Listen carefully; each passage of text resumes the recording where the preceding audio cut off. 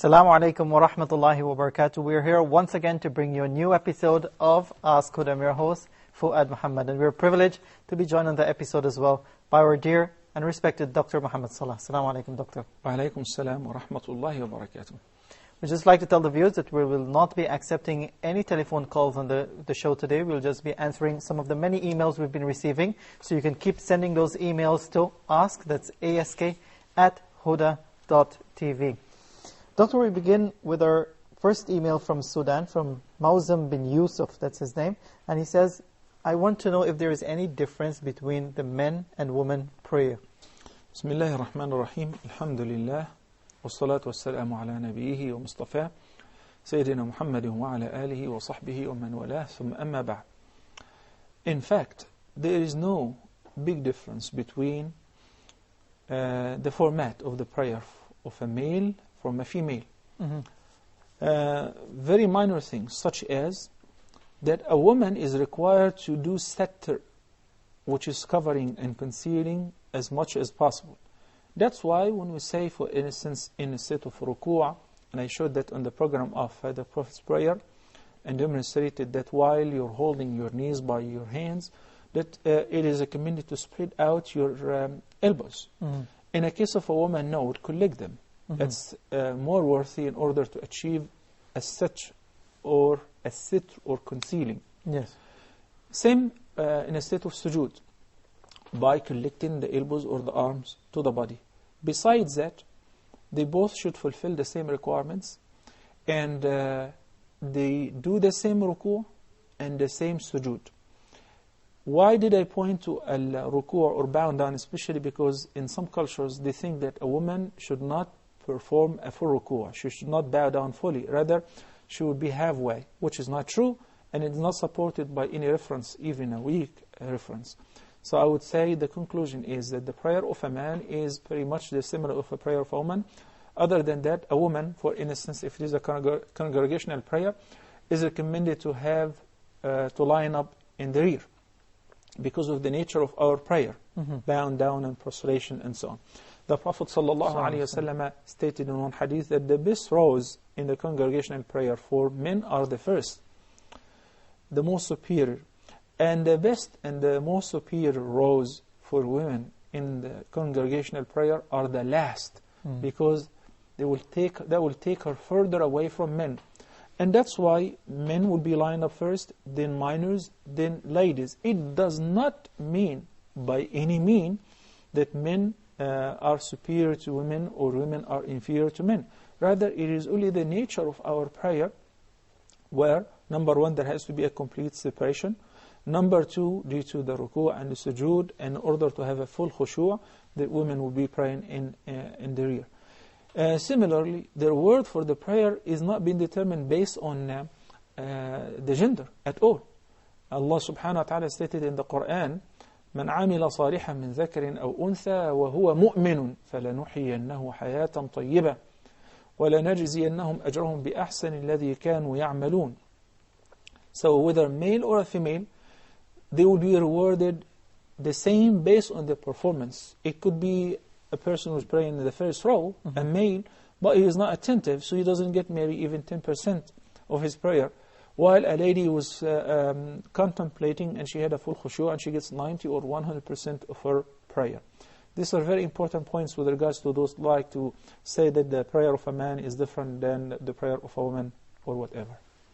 Okay, and our second question is, this is from a sister. She says, I want to know if waxing the body is haram.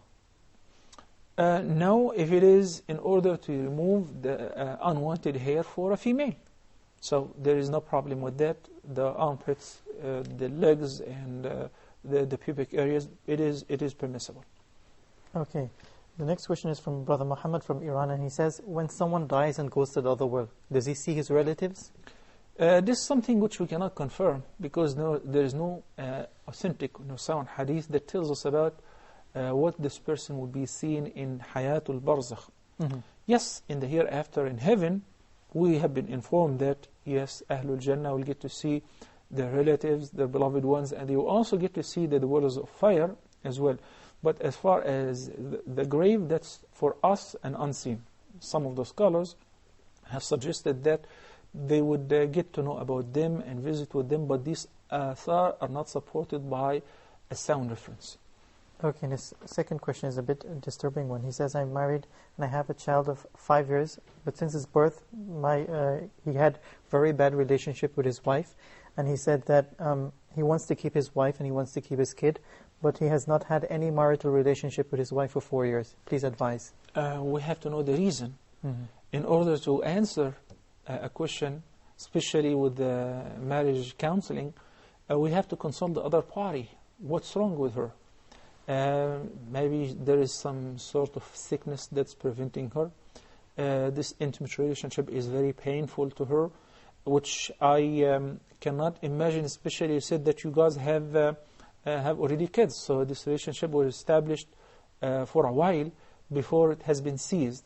So visiting a gynecologist would be very helpful, a psychiatrist would be very helpful, and also it could be, I'm suggesting, it could be due to the effect of being possessed by a jinn or whatever who is making her repel such relationship. So these are all suggestions. We cannot verify which one is the ultimate cause unless if we investigate the case.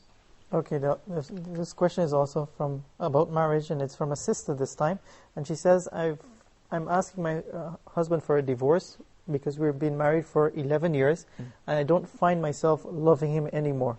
And she said that she feels that if she's in a prison and she feels no mawadda and no rahmah. And she says, I do not want to have any more children for him because she says it doesn't feel right. Once again, this question needs family counseling before saying divorce. You know, Allah subhanahu wa ta'ala, the law giver, the law maker, have laid down a fantastic system in solving marriage problems, reconciling, counseling, and if divorce is recommended, then divorce. Surah An-Nisa and other chapters in the Quran, but exclusively Surah An-Nisa, have dealt with that in details. We find Allah the Almighty says that وَإِنْ خِفْتُمْ شِقَاقَ بَيْنِهِمَا فَابْعَثُوا حَكَمًا مِنْ أَهْلِهِ وَحَكَمًا مِنْ أَهْلِهَا. We want to know what is the reason. Is it a worldly reason? Is it a religious reason? Could it be that the woman is interested in somebody else? There are so many other reasons. So we find out by counseling and by talking to each one of them in private.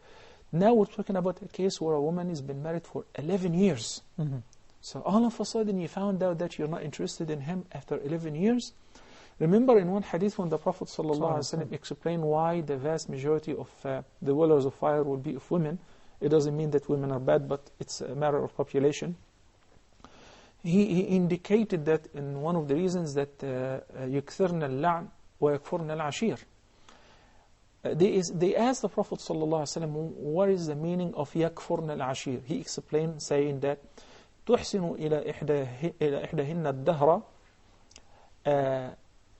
that you do your best to please her for so long, and if anything happened between you that she does not like, she does not approve, if she asks you for a diamond ring and you could not bring it, if she asks you to take her here or there, I'm talking about some examples, we do not generalize. Then she starts complaining, saying that I've been married to him for a decade, I have never seen a good day with him. And this is very common. Most of the marriage councils that we attend, we find the woman is complaining that he's been always like that from day one. So when he starts reminding her, what about this and this and that? And what about when I took you here? And when I bought you this? When I fulfill your... So it's a human nature that we complain a lot. So maybe by bringing up the good things, the good memories, into the surface, that would change the mentality of the person, either one of the parties, either the husband or the wife. And when a man came to Umar ibn Khattab and he wanted to divorce his wife, he asked him why. He said, because I don't love her anymore. So he hit him and he said that, is there anything else in marriage but love? Of course there are other beautiful things such as raising the children. You have some mutual task, common business to fulfill, which is raising your children. Think about the risk of getting divorced, the fate of the children, what's going to happen to them. Do not be selfish after those many years that you just want to pull out. You have to ask yourself, what is the reason? Okay, despite all of what I mentioned, there are some cases in which life becomes impossible. But who will determine that? Marriage counseling.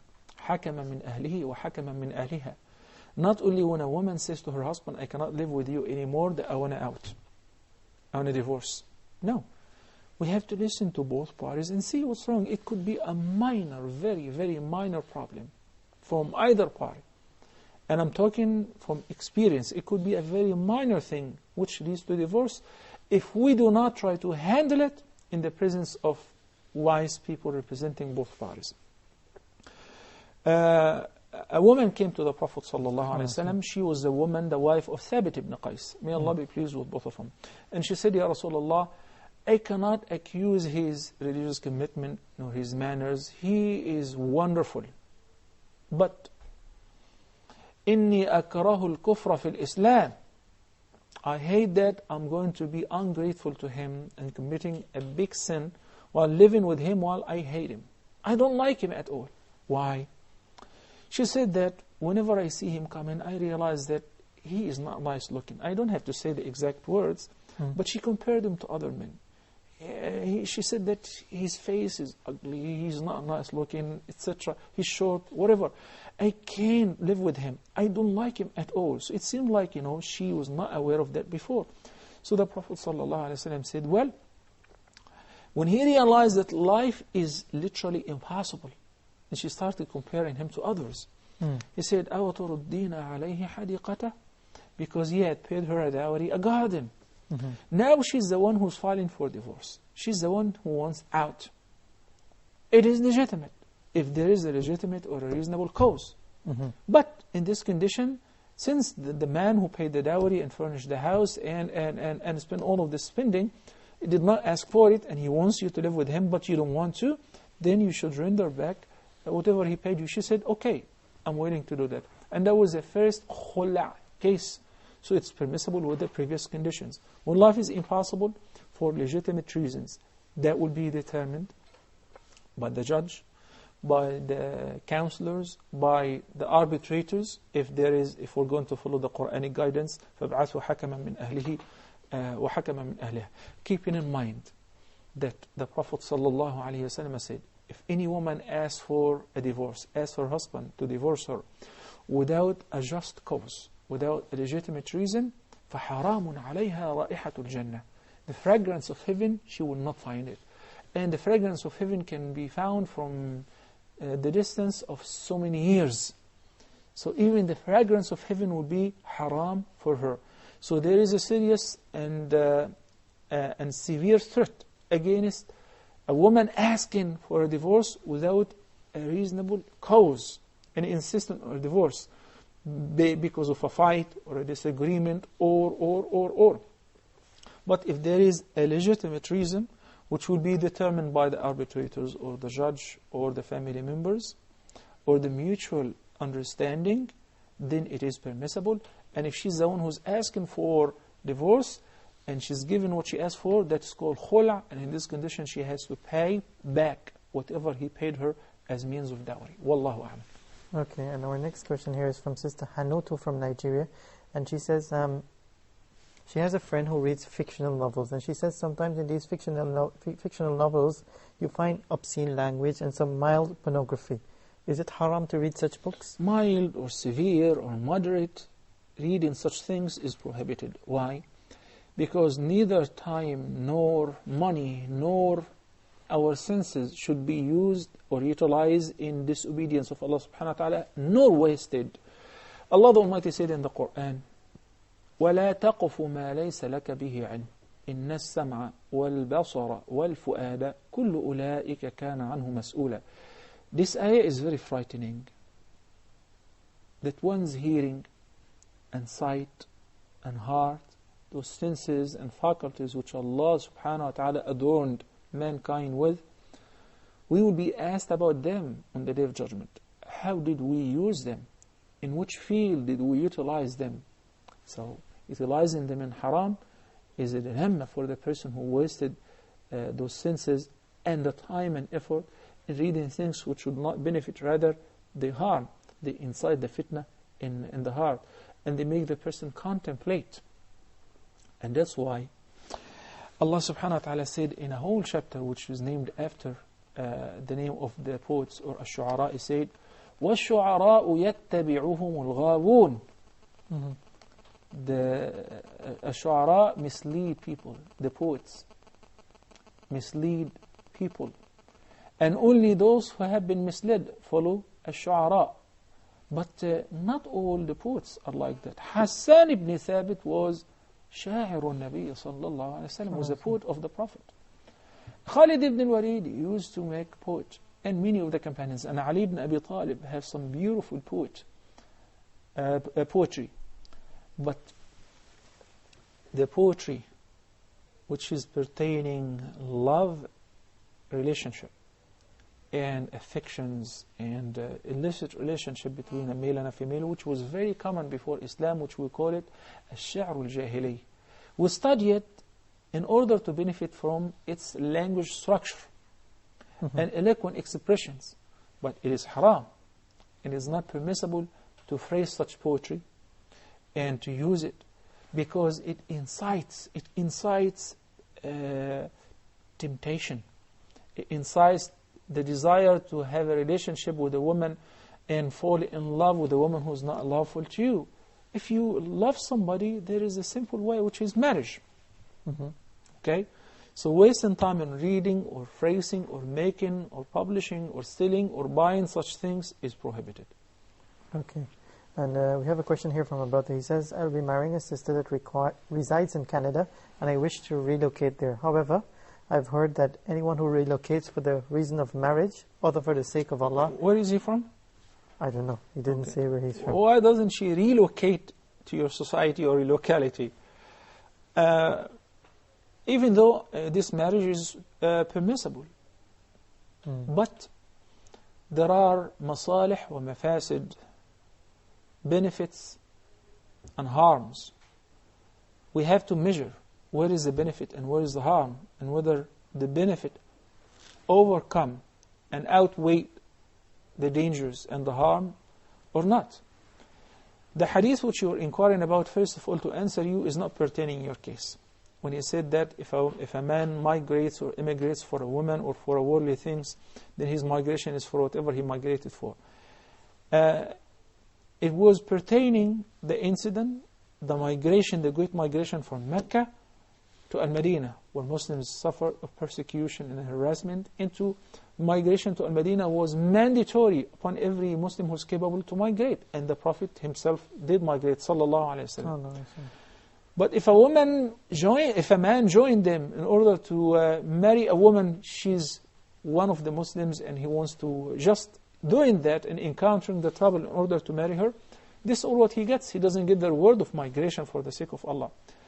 Now, if somebody is migrating to any country to marry a woman, is marriage permissible or not permissible? Based on that, he will be rewarded or punished. So if I'm interested in marrying a woman who is living in Morocco or in Tunisia or in another Muslim country, and all Muslim countries are alike, and we talked and we finalized everything, whether you move to her country or she moves to her country, it's permissible, no problem. Yes. If you fulfill the other pillars and conditions. Now for you to travel to a non-Muslim land in order to marry a woman, we're going to ask you a few questions. Number one, this woman is a Muslim or not? Number two, if she is not a Muslim, is she muhsana or not? Because many of the brothers do not realize that when Allah subhanahu wa ta'ala said, وَالْمُحْصَنَاتُ مِنَ الَّذِينَ أُوتُوا الْكِتَابِ, when He allowed us to marry the women who belong to the people of the scripture, it was not mere open like that. There is a very important condition, which is al-ihsan, that she has to be a chaste woman. If you marry a woman who has been in a relationship with a boyfriend until last week, they were in bed together, and when they broke up, you just met her all of a sudden, and now you say, I want to marry her. No, such marriage is not valid, because she is not a chaste nor a modest woman. She's an adulteress. So it is not permissible. One of the funny and sad things happened a few months ago when I was in one of the Islamic centers, and I had a couple who came to me in order to marry them. She is not Muslim, and he is born Muslim. So I like to give da'wah to her. Maybe, you never know. And she was very excited and interested to hear.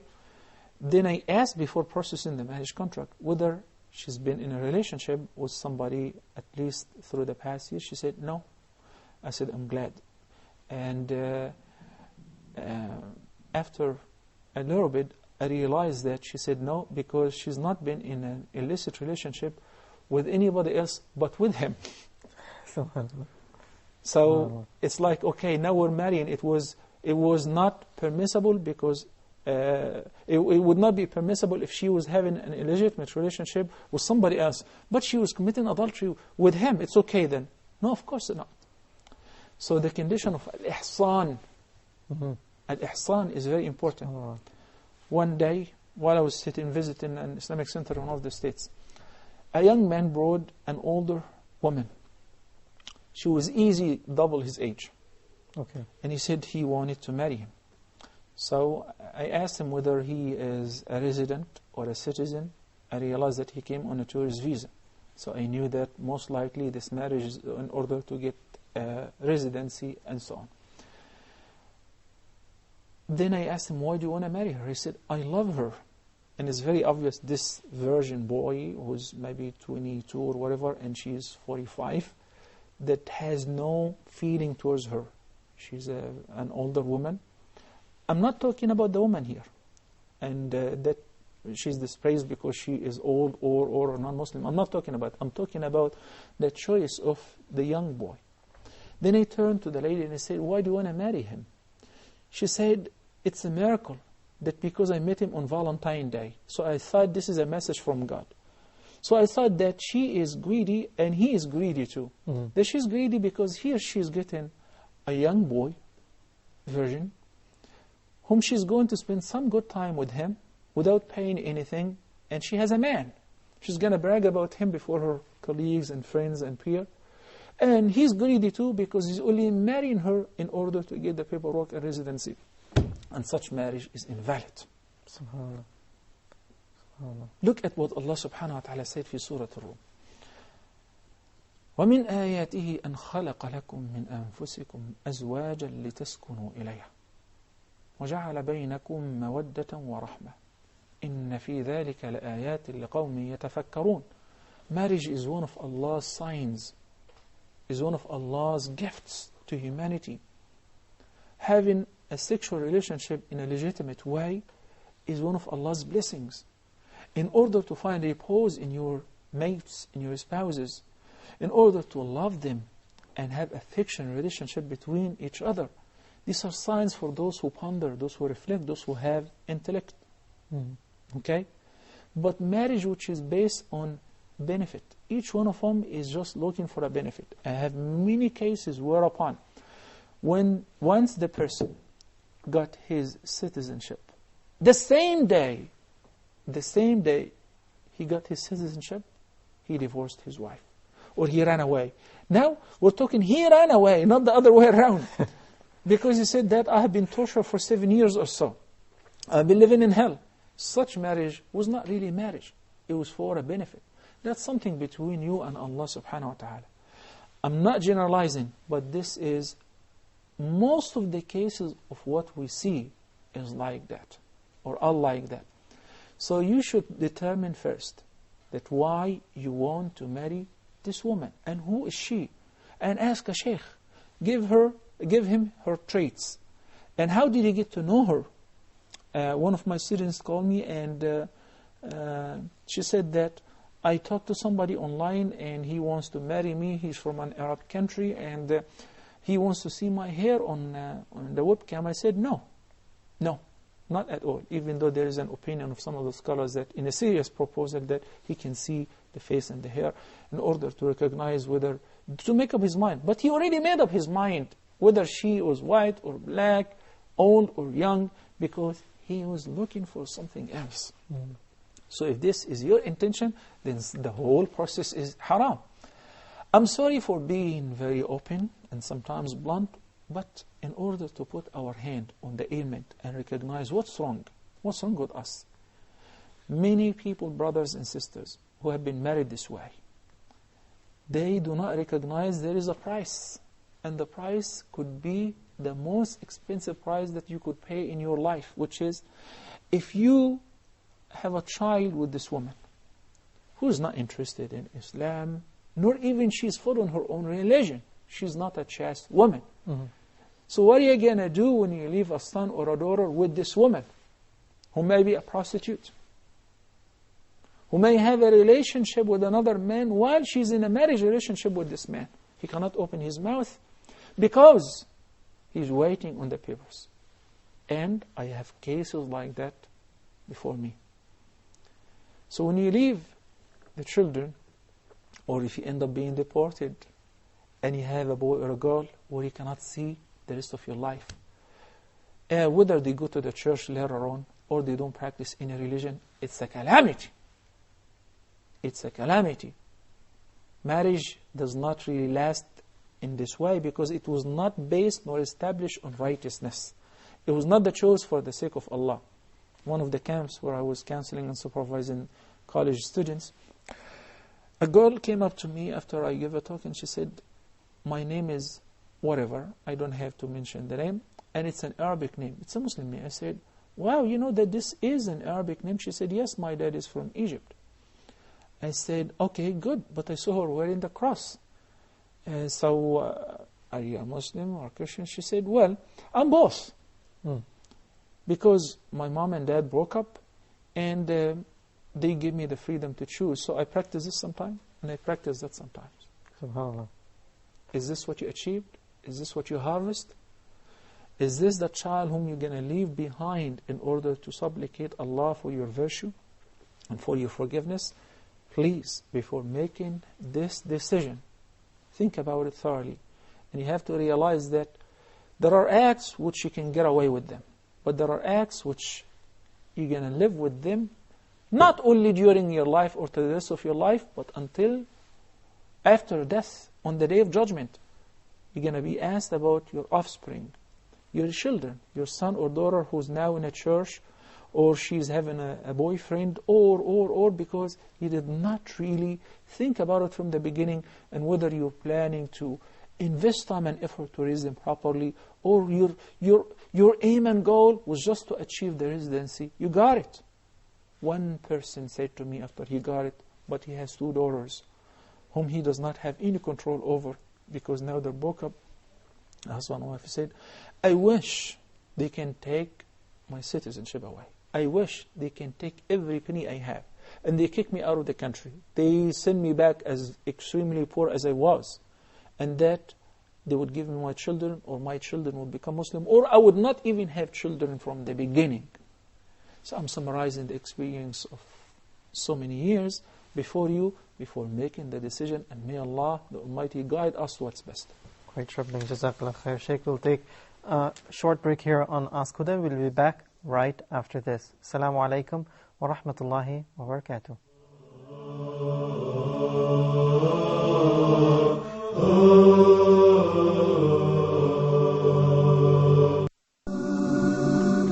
The Quran, the words of Allah subhanahu wa ta'ala, the miraculous words of Allah subhanahu wa ta'ala. Allah the Most High spoke the Quran.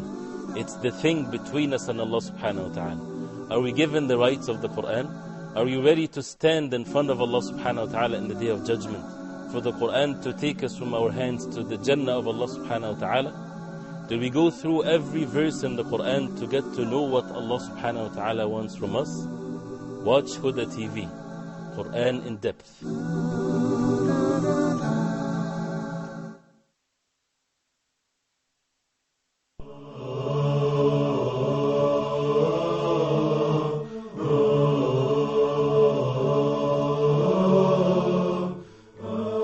Assalamu alaikum wa rahmatullahi wa barakatuh. Welcome back. You're watching Ask Huda.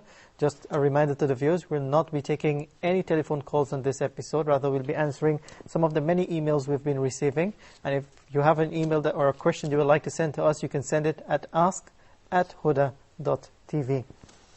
We have a question here from a sister asking on behalf of her husband again, Sheikh, and she says, is it compulsory upon my husband to pay the debts of his father, which are riba-based? And in the very beginning, he advised his father not to go into these debts. The Prophet ﷺ said in one hadith, أنت ومالك لأبيك أو أنت وما ملكت لأبيك.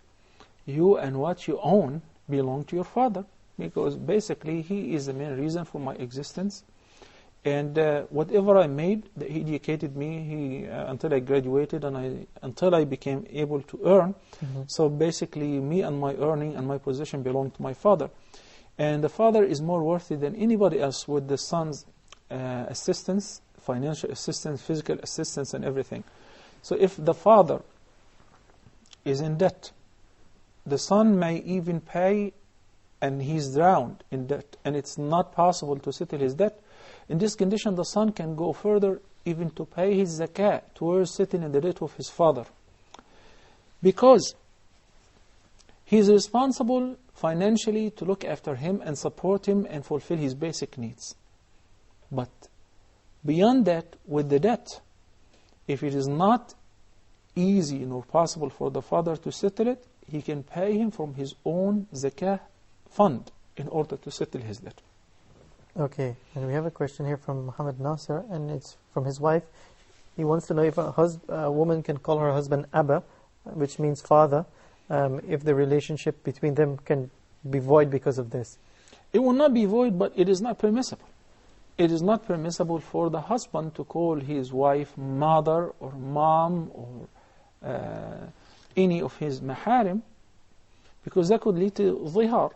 Nor is it permissible for the wife to call her husband a father. So, calling any other name, such as my mere husband, or honey, or my beloved one, or Habibi, or calling him by the name, or after his nickname, if he is the father of such and such, or even if you don't have children and you still give him a kunya, that is permissible. But we should try to avoid using the word mother for a wife and a father for the husband. Okay, there's a brother asking here, he's from Muhammad from Libya. He wants to know if a single man should give priority to marriage or priority to Hajj. Again, it depends. If a man is at a marriageable age where marriage for him has become incumbent and must, and he feels good tendency towards getting married and fulfilling his desire in a lawful fashion, then he should begin by marriage. But if he's not into marriage for now and he has the fund which is sufficient to perform pilgrimage, then he should begin by performing pilgrimage. Okay, and this brother is asking, he said some people in Islam used to avoid arranging marriage in his country in the holy month of Muharram. Is there any basis for this? We don't believe in these superstitions. In Islam, you can marry at any, time, whether in Muharram or Shawwal or any other month. Nabi sallallahu alaihi wasallam married on several months, and there was no restriction whatsoever.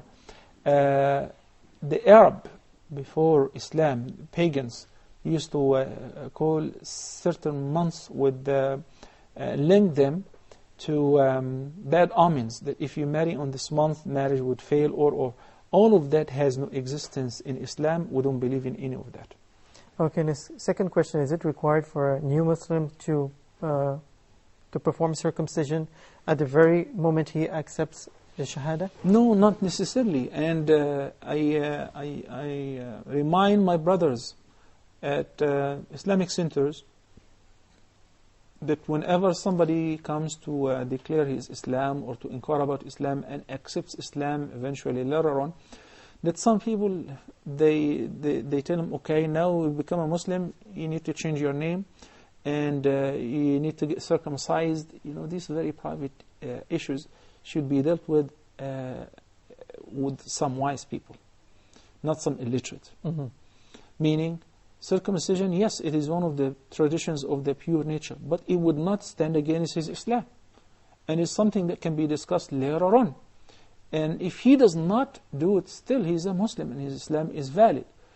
But there is a way of approach that you tell him that Prophet Ibrahim ﷺ got circumcised when he was 80 years old, when he was informed that circumcision is a tradition of the pure nature. So we're following he got circumcised immediately, Prophet Ibrahim ﷺ, and were following the traditions of the pure nature which have been followed by the prophets before Muhammad sallallahu alayhi wasallam. So there is a way and a mean of approach that can be, we can deliver the message to those people this way. Okay, and this question says, how can we repent from backbiting? Do we have to seek forgiveness from the people who we backbite? Not necessarily, because sometimes if you go to tell somebody, hey Fuad, I really want to confess to you something that yesterday I was talking about you and I said this and this and this and that. We're humans. So that would leave a bad taste in my mouth, and it would hurt me, even though you're coming to apologize. And somebody else will say, no, I'm not going to say that. Rather, I'm going to tell him that, Fuad, forgive me because yesterday I talked bad about you. And do you think that you say, okay, I forgive you? No, he's going to insist, okay, what did you say? You got to tell me, what did you say? And whom did you talk to him? And who was listening? So you're widening the area of the trouble. Mm-hmm. But the way of repenting from backbiting is that you're sitting with whom talking bad about him, and make sure after you repented and you realized that was wrong, and you asked Allah sincerely to pardon you for the sin, and you made a vow that you would never either backbite this person or any other person afterward, in a similar meeting with those people, you support him in his absence. You talk good and in his favor in his absence. So those people say, have you changed your mind? Yes. You talk about his merits. You talk about his good values. You talk about what you like in him. What would this person like to hear if he were present? This is a way, whenever there is a chance to defend him in his absence, this is one of the means of expiating the sin of backbiting. Okay, and this brother is asked, his name is Isa, and he says, is it allowed to buy farm produce that is not a staple diet of the locality, like hot pepper, and store it and sell it in the months after? It is permissible if that's not affecting the needs of people, or otherwise that would be known as ihtikar. And ihtikar is one of the major sins. What's ihtikar? Monopoly. To monopolize the prices. When some people buy the basic needs, wheat, flour, sugar, rice, and they store it. And there is a shortage in supply of these basic needs, stable food. So people are dying to buy it because they want to eat. So they jack up the prices. This monopoly is forbidden in Islam. And the Prophet ﷺ said, Al-muhtakiru mal'oon. That the merchant who would do such thing is cursed by Allah subhanahu wa ta'ala. وَالْجَالِبُ مَرْزُوقٌ. While the person who would bring the goods and sell them with the day price, Allah will definitely provide for him. Marzuq, He will give him extra provision because He's trying to ease the life of people. So if it is a basic need that people, if you don't supply them with, and you have it, and there is a short of supply of that product, then you should not withhold it to jack up the prices. Rather, you should sell them immediately and recruit to bring some more and sell them with the current price. Okay, we have a question here from Sister Nusaba, and she says, is there any prayer called Awwabin, usually prayed after the Maghrib prayer? No, the right narration is Salatul Awwabin is referring to the Duha prayer. In one hadith, the Prophet ﷺ described Salatul Awwabin as حين ترمض الفصام. The baby camels during midday, when it is extremely hot, they cannot tolerate the heat of the sun, so they keep lifting their hooves. Okay? Tarmad al-fisal means that they keep lifting their hooves because of the excessive heat of the sand. So this is describing the time. The time is approaching midday, is approaching noon, which is the forenoon. If Dhuhr is around 12, so we're talking about 11 a.m. That is the best time to pray Salatul Duha, which is 2, 4, 6 or 8 rak'ahs. Okay, and the second question is, someone prayed Salatul Fajr and then later goes to the mosque and finds that there is a Jama'ah praying Salatul Fajr. Can he join them? Again, can you repeat the question?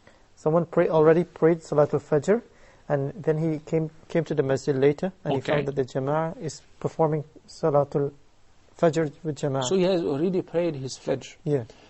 The right view is, if you do not owe another Fajr and you're making it up, like some people, according to one opinion for the missed prayers, they said it's recommended to make up the same number of the prayers. With each prayer you pray another one prayer.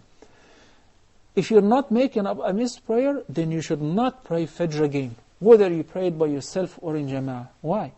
Because the Prophet ﷺ forbade us from praying after praying as-subh until past sunrise.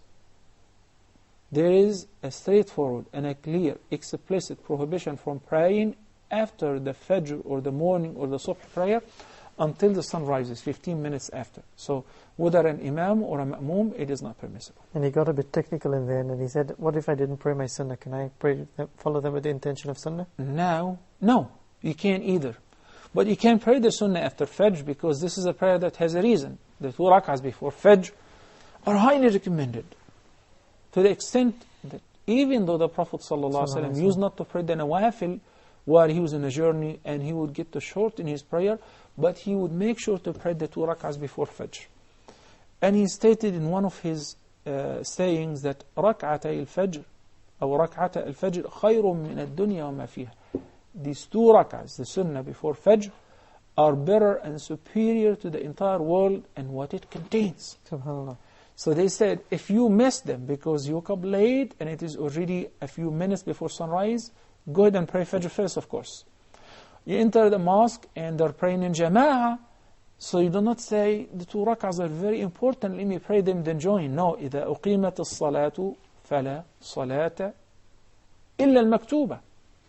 Once you hear the adhan, if you're not close to ending up or finishing your Sunnah, then just get out, because the prayer will be invalid. Your Sunnah prayer will be invalid. Somebody said Allahu Akbar to pray Sunnatul Fajr.